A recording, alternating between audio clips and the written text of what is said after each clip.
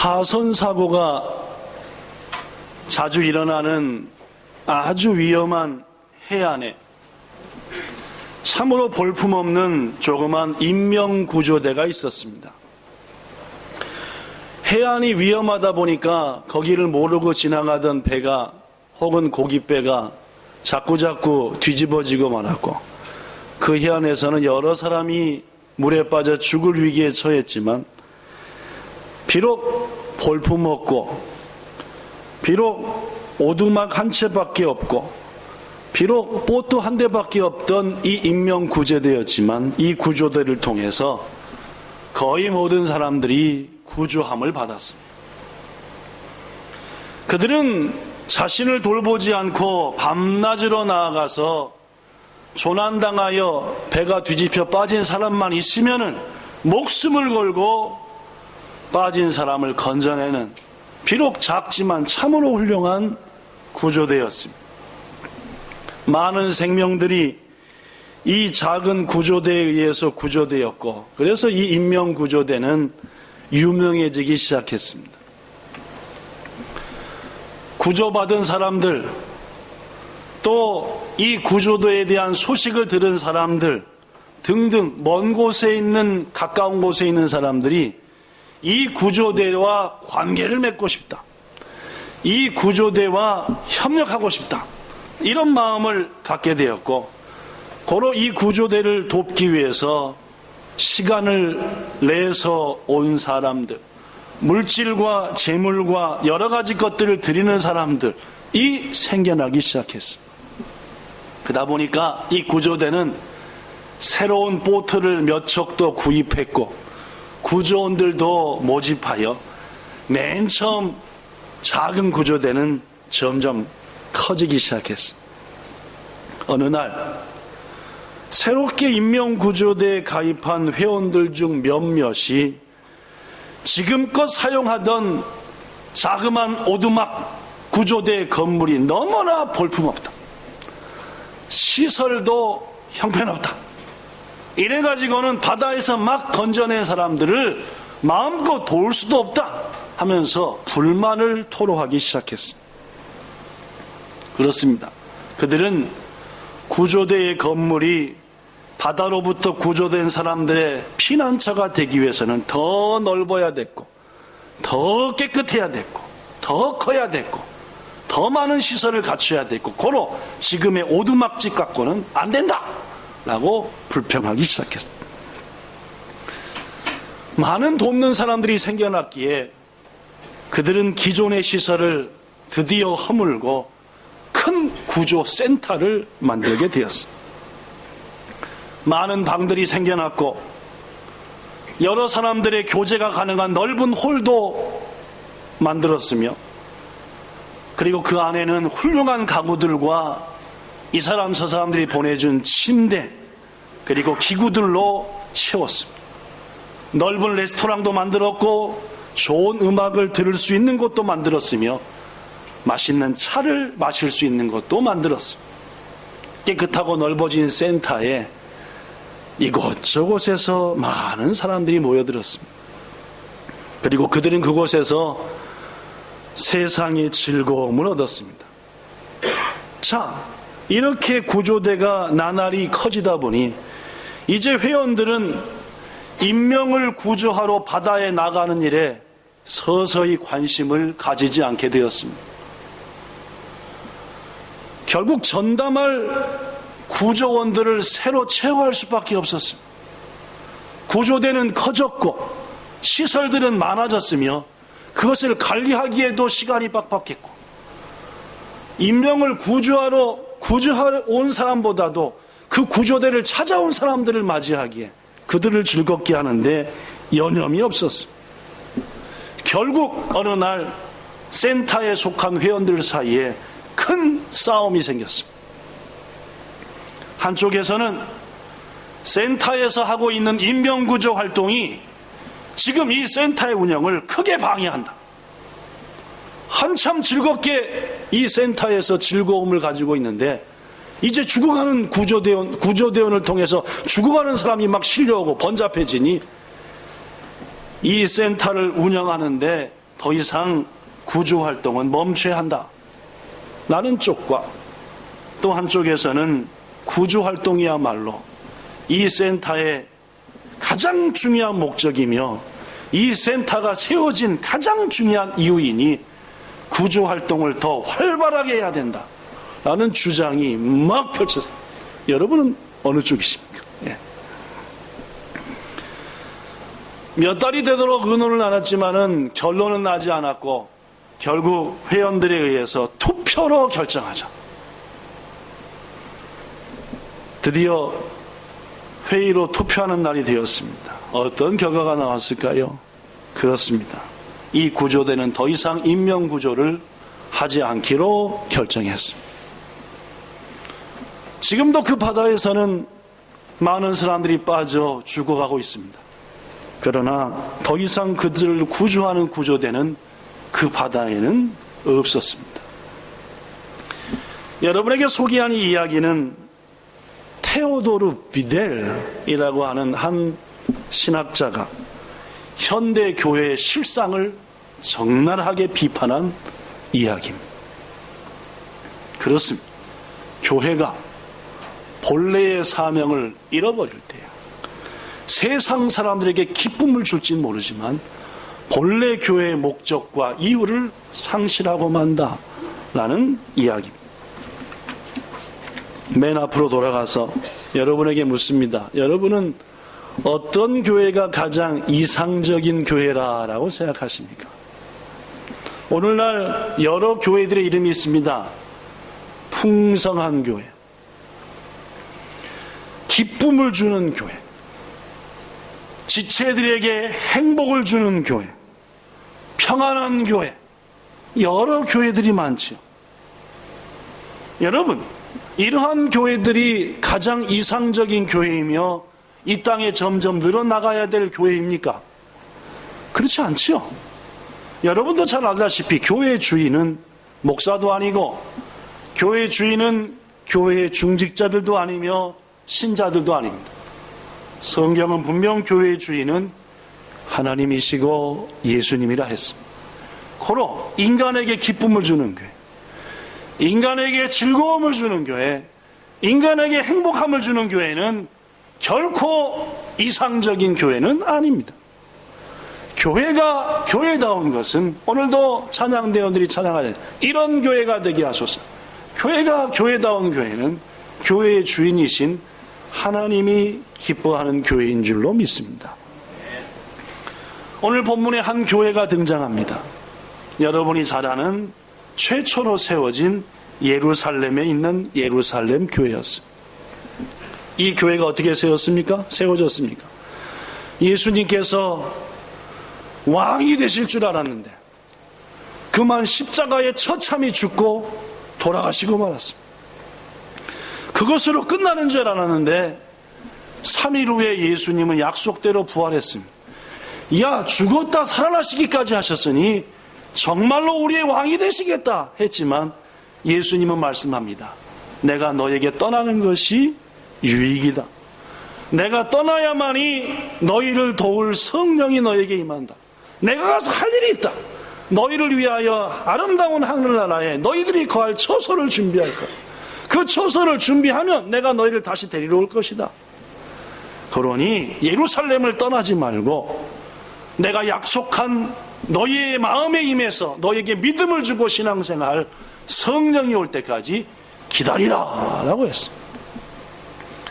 여러 사람들이 그 약속을 믿지 못하고 떠나버렸지만 120명의 사람들은 끝까지 한 방에 모여서 성령을 주시옵소서, 약속하신 성령을. 그래서 120명의 성도들이 지금부터 약 2000년 전에 최초로 성령 충만함을 받았습니다. 그죠? 그 120명 성도를 통해서 세워진 교회가 예루살렘 교회입니다. 예루살렘 교회는 우리 교회는 6명이 세워졌거든요, 맨 처음에. 17년 전에 6사람이 세운 교회가 본향교회인데 120명이 세운 교회는 예루살렘 교회였습니다.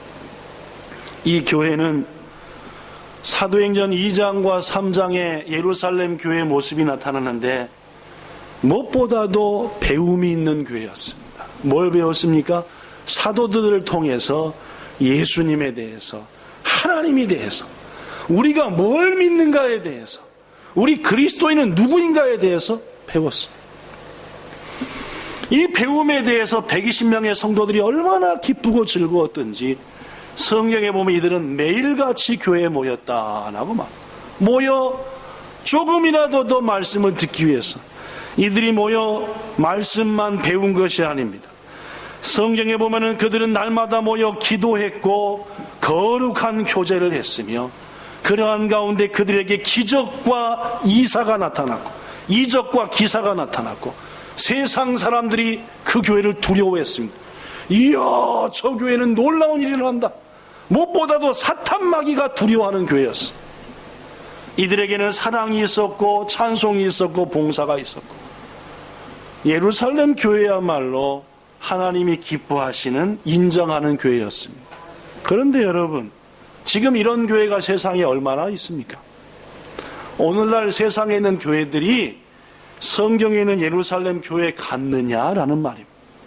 가르침 받기를 기뻐하고 모일 때마다 떡을 떼며 항상 기도하기를 힘쓰며 경건하여 기도하는 가운데 기적이 나타나고 사탄 마귀가 두려워하고 자기 소유를 다 팔아 교회에 나누며 어려운 자에게 더 주는, 그러면서도 날마다 예배드리며 교인 전체가 가족처럼 행복한 교회, 모였다 하면 그곳이 천국처럼 변해서 찬송합시다 하면 찬송이 그치지 않고 누구나라도 그 교회, 그 공동체에 속하기 위해서 문을 두드리는 그런 교회가 오늘날 얼마나 있느냐 그 말.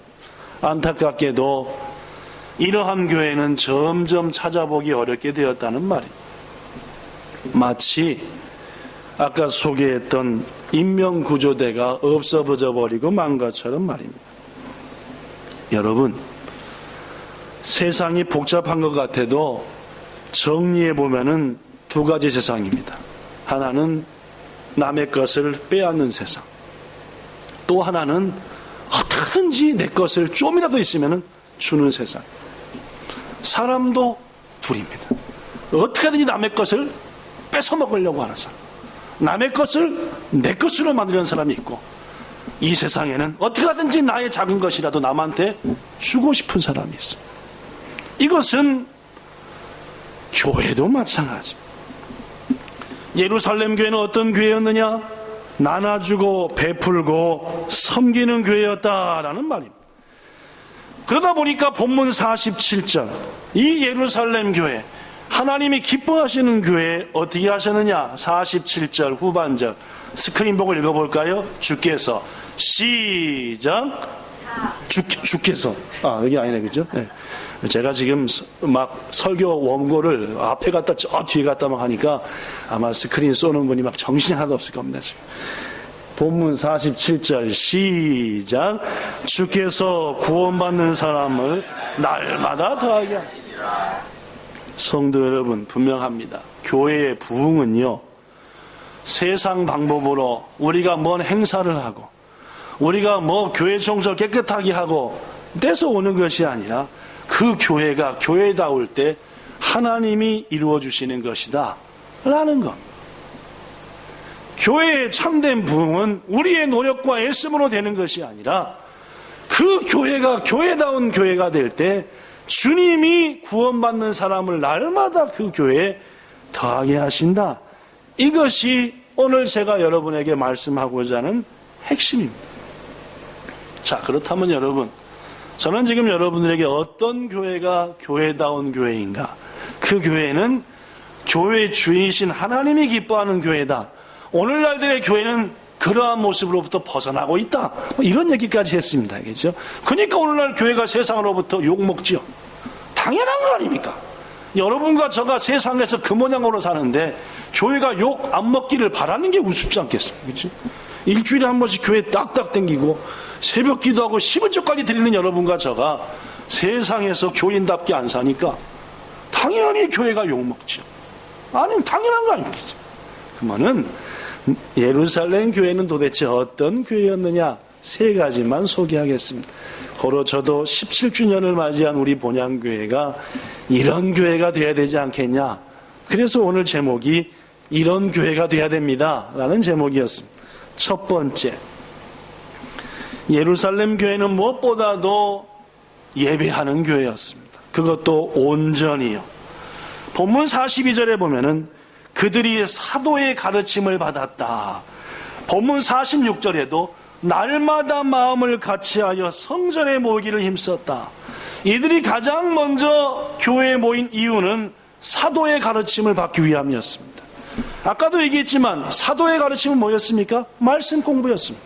하나님이 누군지, 우리가 지금 뭘 믿는지, 도대체 세상은 어떻게 생겨난 것이고 이 세상은 언제 끝나는지, 이런 것들 사도들의 가르침을 통해서 예수님의 말씀을 통해 배우려고 모였습니다. 그들이 말씀을 배우니까 마음이 뜨거워지기 시작했습니다. 야, 세상은 이렇게 시작됐구나, 이렇게 끝이 나는 것이고, 예수라는 건 이런 것이고, 교회는 이것이구나, 아, 교인들은 이걸 믿는 것이구나. 서서히 알다 보니까 마음이 성령을 통해서 자꾸 뜨거워지니까 뭐가 돼요? 기도가 나옵니다.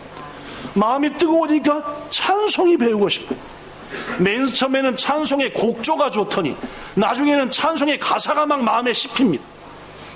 찬송의 가사가 마음에 차곡차곡 시켜서 우와, 막 설교가 전혀 안 들리고, 야, 목사님 소리 지르며 땀 지르며 한다, 그렇게 들리던 설교가 한마디 한마디가 가슴을 찌르기 시작한단 말이에요. 이런 체험을 예루살렘 교회 성도들이 하기 시작했습니다. 고로 그들은 찬송했고 기도했고 또 말씀 들었고, 이른바 예배가 시작되었다는 말입니다. 예루살렘 교회의 가장 큰 특징은 들은 말씀을 통해 기뻐했고 기도했고, 그것이 예배로 이어졌습니다. 사랑하는 성도 여러분, 아름다운 교회의 가장 큰 특징은 뜨거움으로 예배한다는 말입니다. 간절함으로 예배합니다. 무엇보다도 예배는 하나님이 여러분과 저를 통해 하는 어떤 행위보다 가장 기뻐하는 행위입니다. 고로 교회에서나 목사가 가장 강조하는 것이 예배 잘 드리셔야 됩니다 라는 거. 예배 드리시고 밥 안 먹고 가셔도 상관없고, 예배 뭘 하셔도 상관없지만은 예배 드리는 것만큼은 잘 하셔야. 왜냐하면은 여러분과 저가 하는 그리스도인들이 하는 어떤 일 중에 하나님 앞에 간절히 예배하는 일, 지금 이 일입니다. 예배가 뭡니까? 찬송을 간절히 하고, 기도할 때 한마음으로 하고, 그리고 말씀에 귀 기울이고 감사하여 예물 드리고, 이게 예배 아닙니까? 우리는 온전한 예배를 통해서 하나님과 하나 될 수 있습니다. 왜냐하면 하나님은 예배 가운데 함께 하시고 예배를 통해서 우리에게 은혜를 베푸시기 때문입니다. 성경 66권에 보면 수많은 예배의 승리자가 나옵니다. 아브라함은 예배로서 하나님께 인정함을 받았고, 이삭도 다윗도 야곱도 에스겔도 예레미야도 사무엘도 성경에 나타난 수많은 위대한 인물들은 훌륭한 예배자였다는 말입니다. 하나님은 예배에 대해서 우리에게 한 가지 중요한 지침을 주셨습니다. 그게 바로 뭐냐? 신명기 6장 5절입니다. 읽어볼까요? 신명기 6장 5절 시작. 너는 마음을 다하고 뜻을 다하고 힘을 다하여 내 하나님 여호와를 사랑하라. 예배에 대한 자세입니다. 하나님은 뭐 함으로 드리라? 예배는 사랑함으로 드리라 그 말.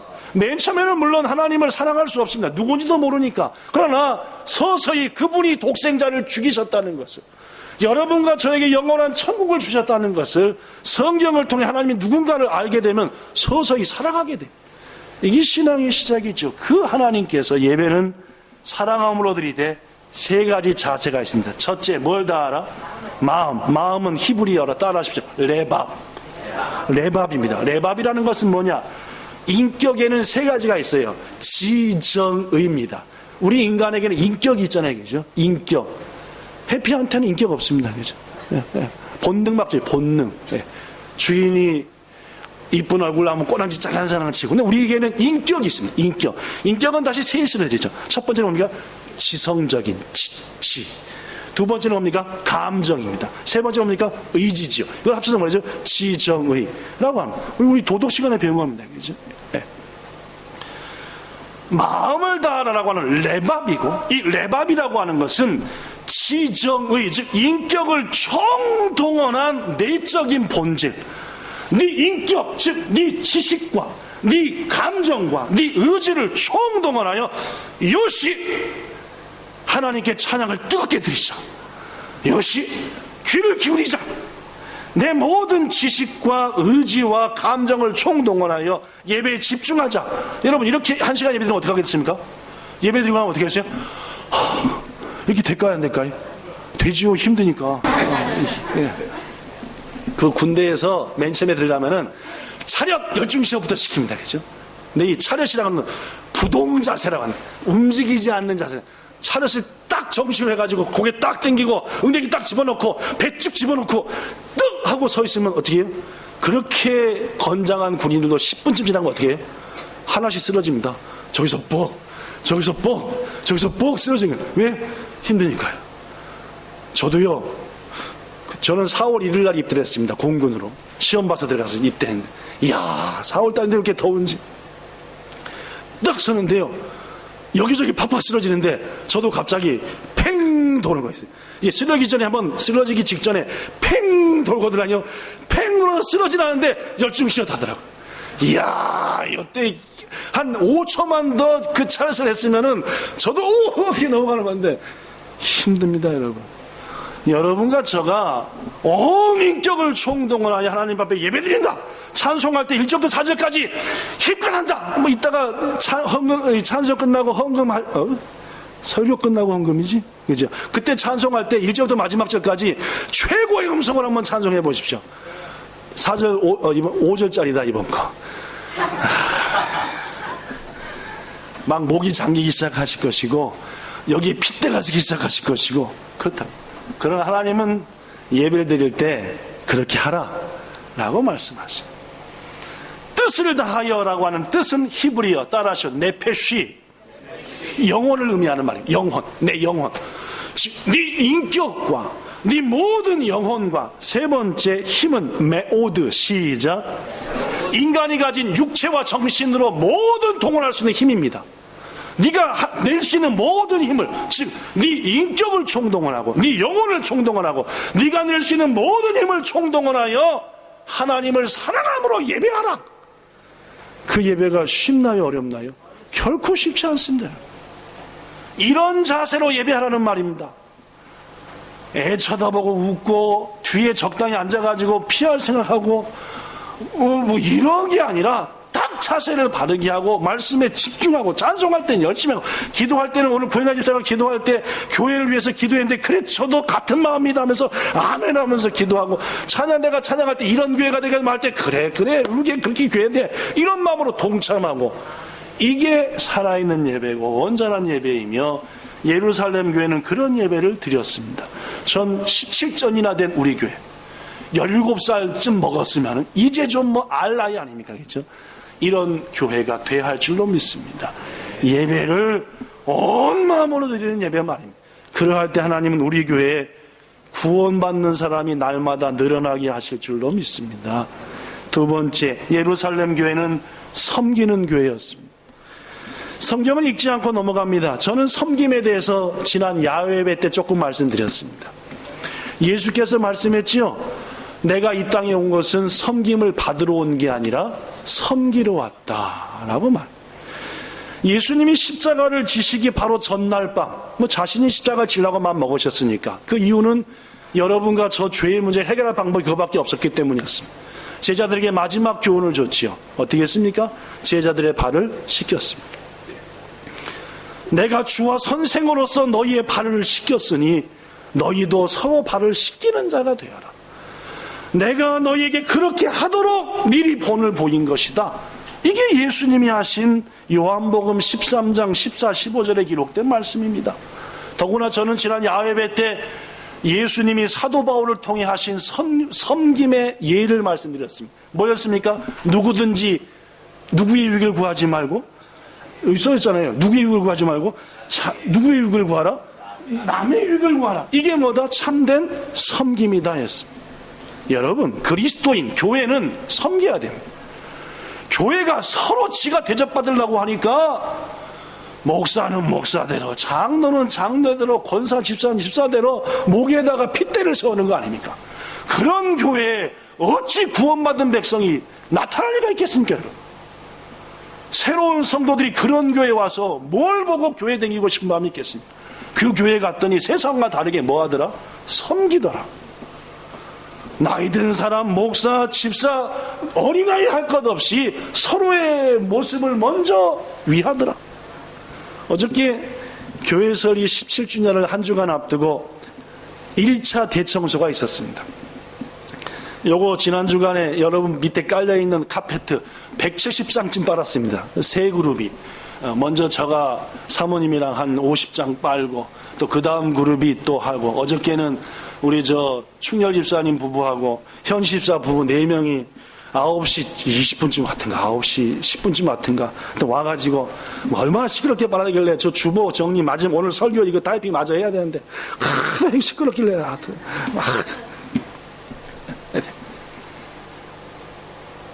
아침 9시 좀 넘어서부터들 모이기 시작해가지고 이 형광등 다 띄어서 빨아, 형광등 가스를 다 닦고 선풍기 다 띄어, 이거 지금 교회가 좀 깨끗해진 느낌 안 드십니까?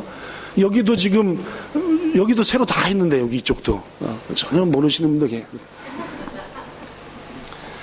저도 점심 때 좀 일이 있어서 나갔다 오고 사모님이랑 바빠서 우동 먹고 하다 보니까 오후 4시부터 얼마나 배가 고팠는지 같이 청소하는데 배고프고 해서 견디다 8시쯤에서 이제 우리 밥을 먹어야지 않겠습니까 해가지고 규동집을 갔어.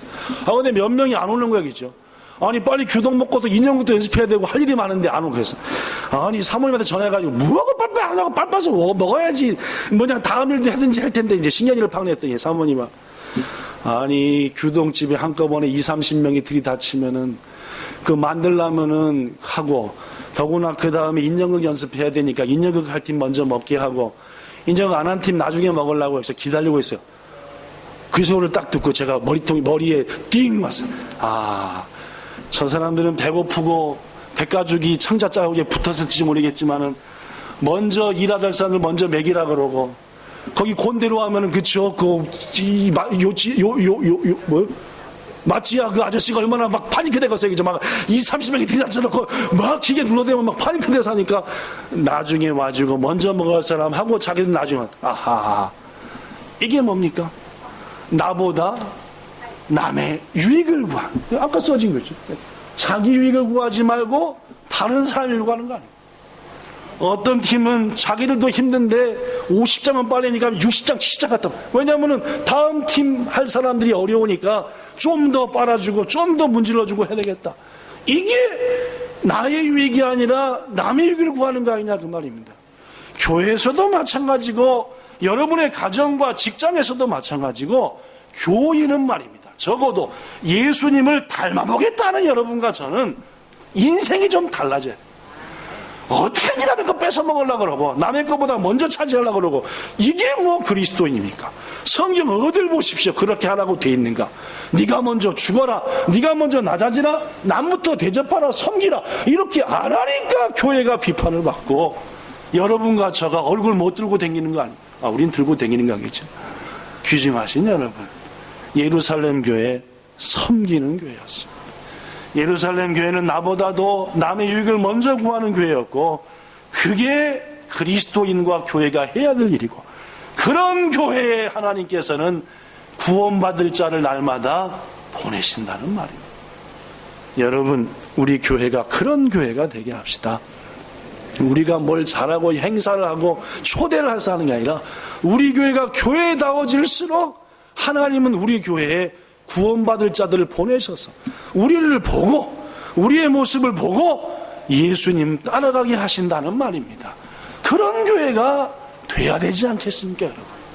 세 번째, 예루살렘 교회는 성도들이 주 안에서 거룩하게 교제하는 교회였습니다. 사람들이 살다 보면은요, 여러분, 좌절과 절망의 순간이 몇 번씩이나 옵니다. 저도 우리 교회를 17년 목회하면서 제 잘못으로 혹은 여러 가지 이유들로 해가지고 너무너무 좌절하고, 본향교회 목사를 이제 사임해야 되겠다, 이런 마음도 있을 적도 있고, 여러 가지로 신앙과 교회 섬김뿐만 아니라 인생도 마찬가지 아닙니까? 결혼 생활도 그렇죠. 좌절할 때가, 이걸 믿고 내가 결혼했더니 당장에 갈라서, 이런 마음도 있기도 하고, 이놈을 놓고 내가 미역국을 먹었으니 기가 막히나, 이런 마음도 있기도 하고, 여러 가지가 있지 않습니까? 좌절이 오지요. 부모 때문에, 자식 때문에, 남편과 아내 때문에, 직장의 그 상사 때문에, 이제 막 들어온 그 신입사원 때문에 여러 가지로 세상에서든 교회에서든 상처받을 때가 있어요. 포기하고 싶을 때가 말입니다. 이것을 극복하는데 너무너무 중요한 것이 지체 간의 교제입니다. 특히 신앙생활 속에서 사단은 절대 여러분과 저가 예수님 닮아가기를 원하지 않습니다. 성경에 수없이 나오는 것처럼 방해하죠. 의심을 주고 미움을 주고 교회에 누가 갑자기 싫어지고, 그래서 우리의 마음이 상처에 빠지기 시작하고 그러다 보면 교회를 떠납니다. 그러나 이 위기를 어떻게 극복하느냐? 교제라는 말입니다. 특별히 성도 간의 교제를 거룩한 교제라 해가지고 따라하십시오. 코이노니아.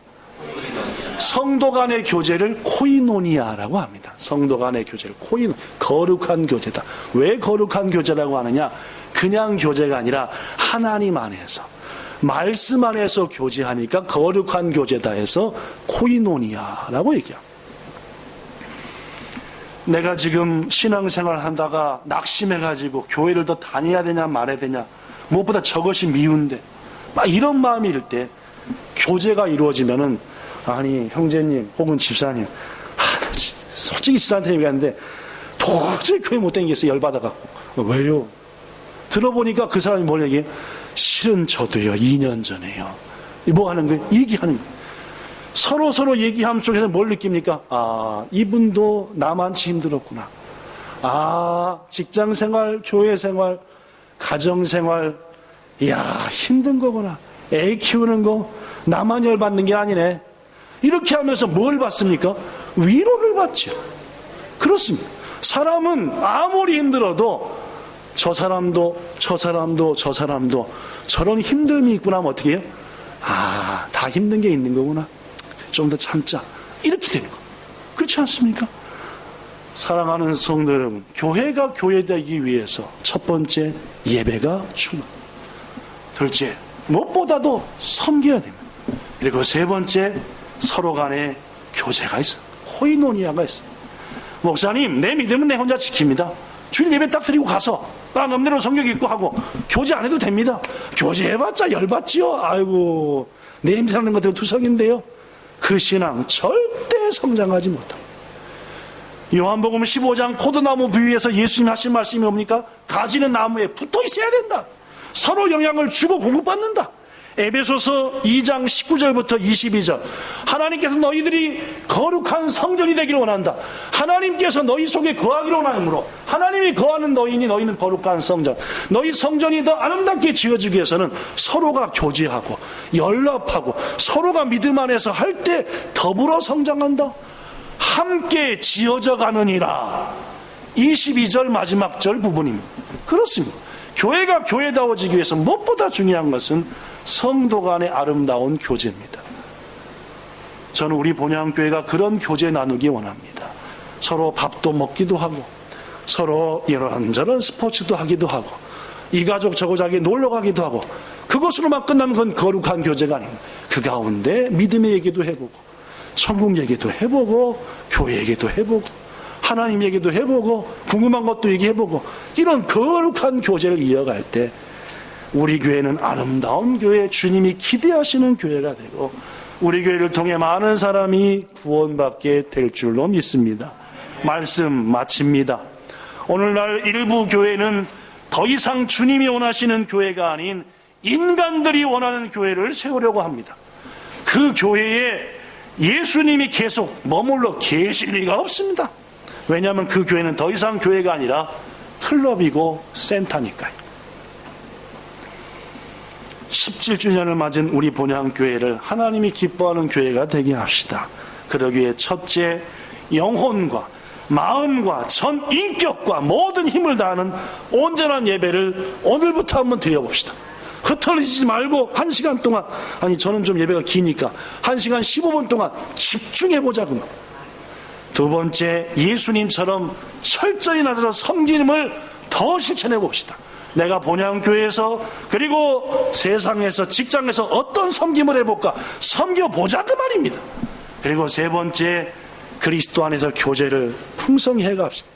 하나님 분명히 우리 교회를 아름다운 교회라 인정할 것이고, 맨 처음에 읽었던 말씀처럼 주께서 날마다 구원받는 사람들을 더하게 하시는 교회가 되게 하실 것 믿습니다. 그것을 지켜보는, 바라보는, 감격히 하는 여러분과 저 되기를 예수님 이름으로 축복합니다. 좋으신 하나님, 교회가 어느덧 세상에서 지탄받고 손가락질 당하는 교회가 돼버리고 말았습니다.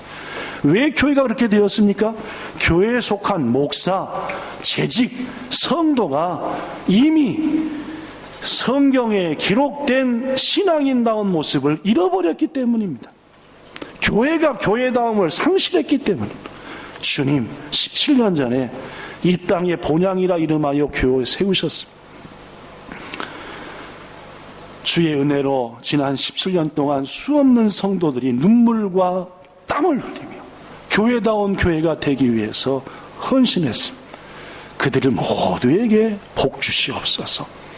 수고와 헌신과 그들의 눈물이 결코 헛되지 않게 하사 우리가 그 바톤을 이어받아 싸우니 더욱더 교회다운 교회로 본향교회를 만들어 죽어가는 영혼이 날마다 건진받는 그런 교회 되게 하소서. 여기 있는 지체들이 이 일을 감당하고자 하오니 예배를 충만하게, 섬김을 아름답게, 교제를 더욱더 풍성하게 하는 우리 교회 되게 하시기 원하며 예수님 이름으로 기도드리옵나이다. 아멘.